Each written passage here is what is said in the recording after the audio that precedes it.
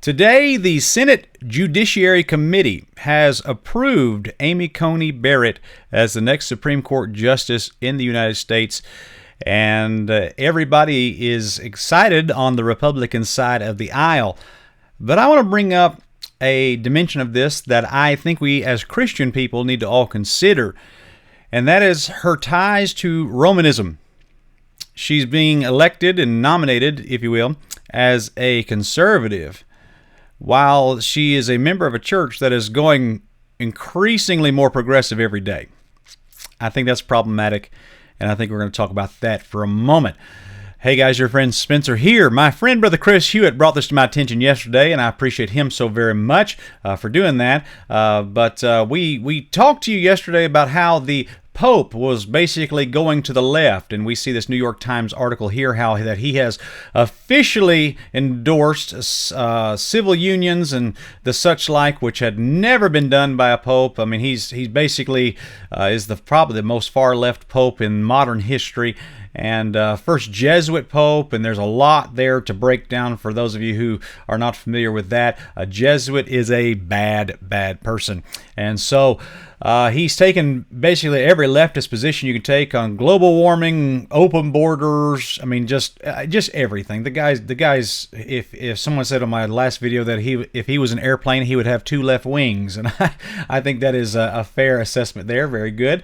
And but we are now in America voting this woman in and as a Supreme Court justice, and her family is just, I mean, the woman's got a beautiful family. She's got a nice disposition about her. I mean, I as a person, I like her and a lot of things she stands for. She has adopted two children that are African American, and so the leftists really didn't seem to know what to do, because you can sling whatever mud you want to sling at her, it's just not going to stick. You can't call her a racist, you can't call her anything, because she's just not. I mean, this woman's life is like squeaky clean. I mean, this woman, like, I don't even know if she has a parking ticket. Okay, so easily she was voted in, and the Senate Judiciary Committee approved her, and all that there. And so there's Washington Post article there. There's a little bit of a Twitter article on that, and so I mean, this woman. Easy pick for the Republican Party to bring in,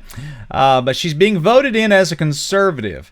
And this is problematic because she is a member of a church, and the head of her theological view, her denomination. And let me just reiterate, Catholicism is not Christianity. It's not a denomination of Christianity. This is a pagan religion, a do-good religion that is not in line with anything having to do with the Bible. I know a lot of young people were raised Catholic, and they say, well, I'm an atheist. And, and really, I say this kindly, but you can't blame them. If you look at the God of Catholicism, I guess I would be an atheist too. Who would want that God? I mean, the God that you got to live your life and be good and good and good and have nothing but good works all of your life, and then once you live and die, you have to go to a place called purgatory and confess all your sins forever and ever and ever. It's just not. It's not the gospel, is what it is, and it's very problematic. And that's why I'm not excited about Catholicism, and I reject it outright, because I simply just believe the Bible. But that being said, Amy Coney Barrett was confirmed. And this is an issue that America seems to have forgotten about, is that the reason that the United States of America was started, and the reason there were so many Western European people fleeing from Europe to come over here, is because of the absolute dangers of popery. These people were being abused and beaten and killed and attacked because of they would not adhere to this bloodthirsty religion called popery.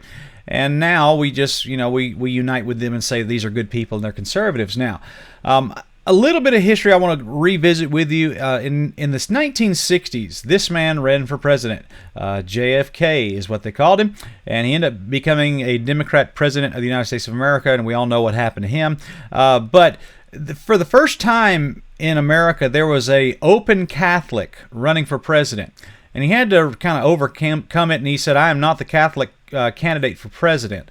And WBUR has a very interesting article on this. This is the Kennedys. I mean, these people were hardcore Catholic folks. I mean, I think they made a lot of their money in the liquor trade and that kind of stuff. But these were not Christian people. And there's John right here, as you can see, a very interesting family photo there, old family photo.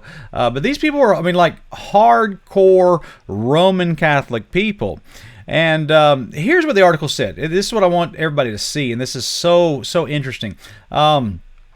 This is what it says here. It says the nature of the bigotry was expressed in a sort of catchword.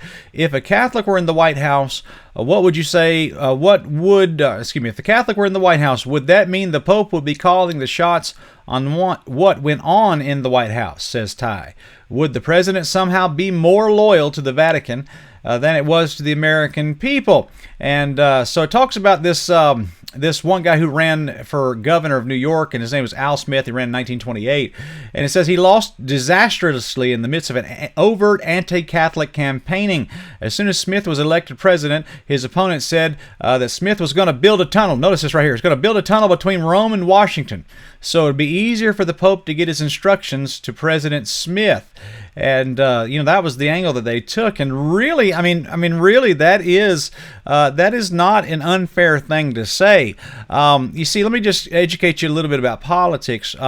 When you have the church and the state, they're two separate entities. But when the church rules over the state, you have Catholicism. But when the state rules over the church, you have communism, and that's the two difference. In the American system, Thomas Jefferson had the ear. Baptist preachers had the ear of Thomas Jefferson, and Thomas Jefferson wanted to be a separation of church and state, where the church did not call the shots for the state, and the state did not call the shots for the church. They were separate entities who operated separately, and that's why we have the First Amendment in the United States of America, the freedom of religion, meaning that a man can get up and preach whatever he wants and say that this is bad or this is good, whatever, and not be thrown in jail for it. That was the thing. Okay, if you were in Catholic Germany or Catholic Italy and you got up and said that the Pope is an evil man, they would knock on your door in the middle of the night and come get you and take you away for treason and for attacking the church. You would be tried as a witch, and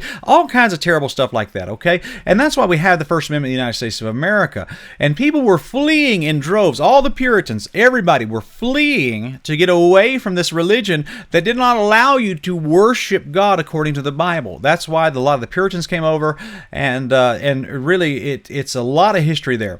But when JFK ran for president in the 1960s, this was the first time that America had really faced this. And the question, I think it's a legit question, the Pope is the all-powerful pontiff in your life and your religion, and if he calls the shots on something, are you going to go against the Pope and stick with your church, or are you going to stand with the American people and vote for the Bill of Rights and Constitution?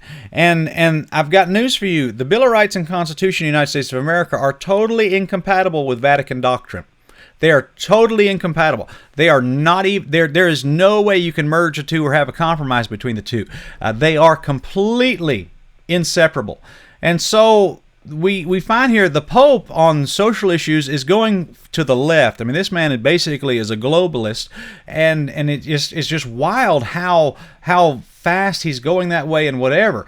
But here's the thing I want you to see. Now, in the American Supreme Court, there's 9 justices, and there is nothing in the law book that says that it has to be 9 or has to be a certain number. But it's been at 9 for about 100 or so years. But I want you to notice this, okay? I want you to notice the amount of Catholics we have on the Supreme Court here in the United States. Okay, we've got Brett Kavanaugh, Catholic, Clarence Thomas, Catholic. We have John Roberts as Catholic.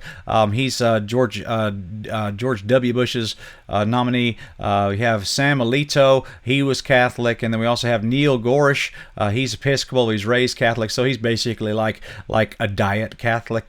That's really what the Episcopals are, Episcopalians. And but if you notice, we have nine people on the Supreme Court here. Okay, you got 1, 2, 3, 4, 5, 6 of them are Catholic, and then of course RBG she just passed away, and she was Jewish, and so now you're going to have not 6 Catholics, you're going to have 7 Catholics on the Supreme Court, and all of these people hail to a political and religious leader who is going to the left in a hurry.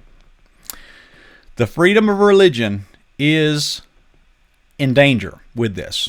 This is something that really is. Of course, we can be excited about their surface level conservative views, and this woman, she needs to get saved. If I personally, after studying her theological views, I don't know how we could claim that she's a Christian, she's a believer like us. I just don't know how we could justify that.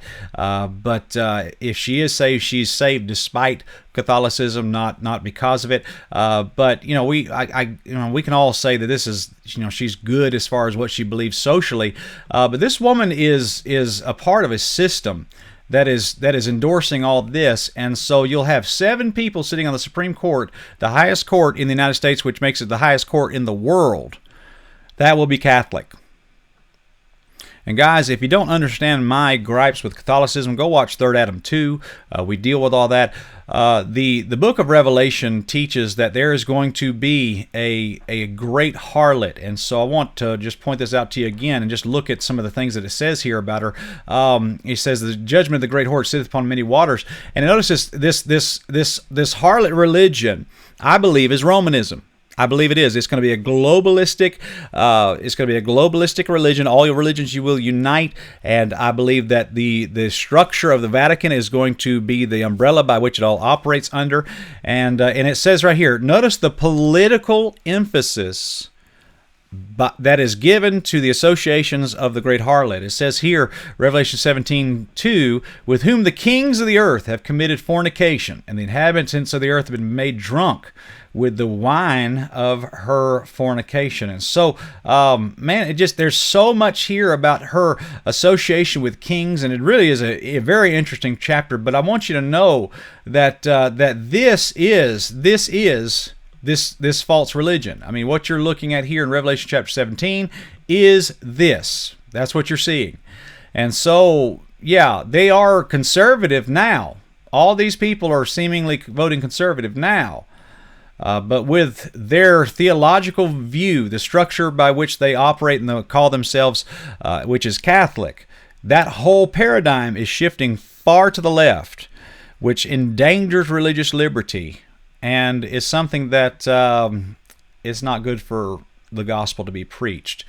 So this is dangerous stuff. This is an angle of this that I think all Christians need to kind of step back and consider and look at, and then we'll check all that out. And just, I guess on a personal level, I do like the lady. I think she's a nice woman, and she's got, there's some admirable qualities about her. She's obviously very smart. She has a lot of character.